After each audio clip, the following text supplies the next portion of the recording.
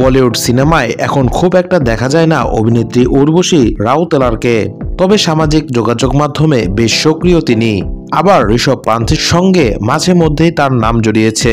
তবে এবারে তেলেগু সিনেমা ডাকু মহারাজ এর গানের ভিডিওর জন্য কটাক্ষের শিকার হলেন এই অভিনেত্রী।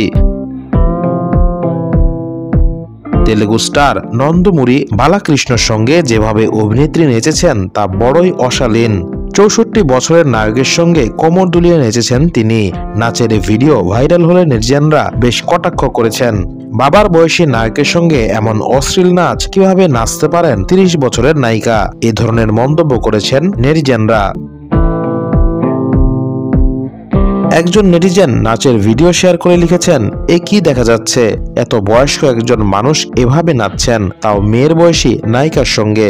এমন জিনিয়াস কোরিওগ্রাফি নিয়ে যিনি আসুন না কেন, নায়ক কিভাবে রাজি হতে পারেন, অত্যন্ত জঘন্য। প্রসঙ্গত, তেলেগু সিনেমা ডাকু মহারাজে গুরুত্বপূর্ণ চরিত্রে দেখা যাবে তাকে। এই ছবির মাধ্যমেই তেলেগু ইন্ডাস্ট্রিতে অভিষেক হচ্ছে ববি দেওলের। আগামী 12 জানুয়ারি সিনেমা হলে ডাকু মহারাজ এর মুক্তি পাওয়ার কথা রয়েছে।